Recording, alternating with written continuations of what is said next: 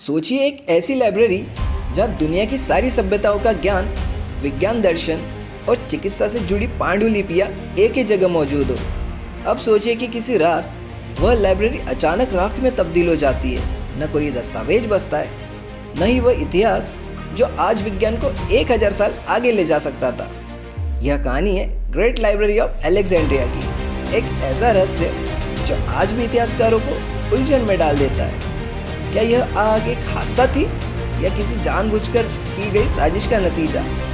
चलिए जानते हैं पूरे इतिहास के साथ। हेलो दोस्तों, पास ब्रिज में आपका स्वागत है। अलेक्जेंड्रिया की लाइब्रेरी 3rd BC में बनाई गई थी, जिसे टॉलमी I ने बनाया था, जो कि सिकंदर महान का सेनापति और मिस्र का शासक था।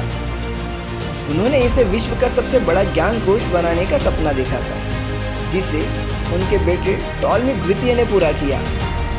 लाइब्रेरी अलेक्जेंड्रिया के मशहूर मोसियन के परिसर में बनाई गई थी, जो कि प्राचीन यूनान के म्यूज यानी कला और ज्ञान की देवी को समर्पित एक संस्था थी। इसमें 4 से 7 लाख तक स्क्रॉल्स होने का अनुमान था, जो कि खगोल शास्त्र, गणित, भूगोल, चिकित्सा, दर्शन और धर्म इतिहास जैसे विषयों पर बने हुए थे। हर जहाज जो अलेक्जेंड्रिया बंदरगाह पर आता, उसकी सारी किताबें जब्त करके लाइब्रेरी में रख दी जाती।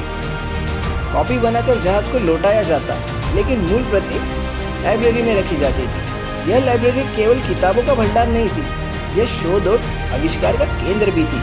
यहाँ काम करने वाले कुछ प्रमुख विद्वान एरिस्टोथनीज, जिन्होंने पृथ्वी की परिधि लगभग सही माप ली थी, हिप्पार्कस, जिन्होंने खगोलीय कैटलॉग तैयार किया था, हेरोफिलस, जो मस्तिष्क और तंत्रिका तंत्र की संरचना का अध्ययन कर चुके थे, यूक्लिड, जिनका ज्योमेट्री आज भी पढ़ाया जाता है। यहाँ भारत, मिस्र, बेबीलोन और ग्रीक ज्ञान का संगम होता था। कहा जाता है कि यहाँ भारत के आयुर्वेद और ज्योतिष की कई पांडुलिपियाँ यहाँ लाई गई थी। अब सवाल उठता है कि इसे किसने और क्यों जलाया था। 48 BC में मिस्र में सत्ता संघर्ष चल रहा था। Roman general Julius Caesar Cleopatra की मदद कर रहा था। युद्ध के दौरान उन्होंने दुश्मन के जहाजों को जलाने का आदेश दिया। आग इतनी भयानक थी कि पास में स्थित लाइब्रेरी को उसने अपनी चपेट में ले लिया। रोमन इतिहासकार कैसियोडियो के अनुसार इस आग में लगभग 40,000 स्क्रॉल जलकर राख हो गए। हालांकि कुछ अन्य स्रोत कहते हैं कि मुख्य लाइब्रेरी नहीं जली थी, बल्कि गोदाम जला था, पर नुकसान गहरा था। 270 CE में रोमन सम्राट ऑरेलियन ने अलेक्जेंड्रिया पर आक्रमण किया।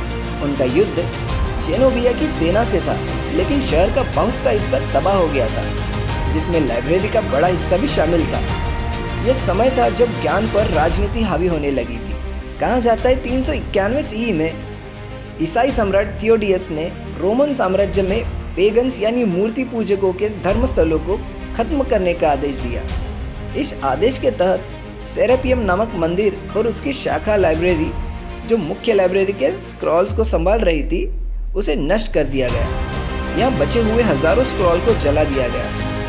इतिहासकार सॉक्रेट्स लिखते हैं, यह घटना केवल धार्मिक नहीं बल्कि बौद्धिक विनाश भी थी। जब 640 CE में मिस्र पर मुस्लिम जनरल अमीर इब्न अल-अस ने विजय प्राप्त की, तो कथित रूप से उन्होंने लाइब्रेरी को नष्ट कर दिया। कुछ कहते हैं कि खलीफा उमर ने कहा, अगर ये किताबें कुरान के अनुकूल है तो बेकार है, और अगर विरोध करती है तो खतरनाक है। दोनों स्थिति में इन्हें जला देना चाहिए। लेकिन ध्यान दें, यह कथन 300 साल बाद लिखी गई किताबों में मिलता है। अल-किफ्ती और अल-फराज जैसे मुस्लिम इतिहासकारों ने इस बात को बहुत बाद में लिखा। आधुनिक इतिहासकार इसे अविश्वसनीय मानते हैं, क्योंकि उस समय लाइब्रेरी पहले ही कई बार नष्ट हो चुकी थी। इतिहासकार मानते हैं कि अलेक्जेंड्रिया की लाइब्रेरी जानबूझकर मिटाई गई, क्योंकि यह ज्ञान सत्ता के लिए खतरा बन रहा था। कुछ शासकों को डर था कि लोग धर्म और सत्ता पर सवाल उठाने लगेंगे। दूसरों को डर था कि अन्य सभ्यताओं का ज्ञान उन्हें हीन साबित कर देगा, और कुछ केवल युद्ध और विजय में ज्ञान को कुर्बान कर बैठे। यह कोई एक रात की त्रासदी नहीं थी, बल्कि सदियों तक चलता रहा एक व्यवस्थित विनाश था। अलेक्जेंड्रिया की लाइब्रेरी जल गई, लेकिन उसका सपना आज भी जिंदा है। जब भी आप कुछ सीखते हैं, पढ़ते हैं या किसी को सिखाते हैं, आप उसी विरासत को आगे बढ़ा रहे होते हैं। अगर आपको यह वीडियो अच्छा लगा हो तो पास ब्रिज को लाइक, शेयर और सब्सक्राइब ज़रूर करें।